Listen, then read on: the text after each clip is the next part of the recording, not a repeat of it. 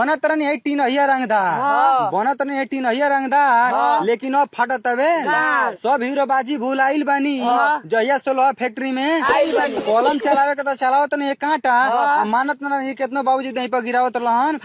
घर के लोग पढ़े भेजी स्कूल में तो बहाना मार के हिलावत रहनी है सर जी पढ़ाइन तो बोर्ड पर देखे लिख लिख के लेटर माल लगी कोचिंग का पैसा चोरा के धरे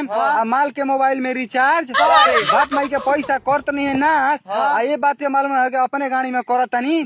बाकी अब बुझाता पढ़ाई के कीमत लोहा उठावे के करता ना जब चलावता नहीं हम तो दुखाए लगता वे कबो कबो तो फाटे लगता कंधा मन करता तेल चटाई वाला खोल दी अब पढ़ाई भुला गई बनी बाबू सोना रोवतानी बैठ के कंपनी में याद आवत है तो भुलावतानी दिन भर में 3 हाली एको दिन देता नहीं किया तो देह के हो गई बा लकड़ी के तरे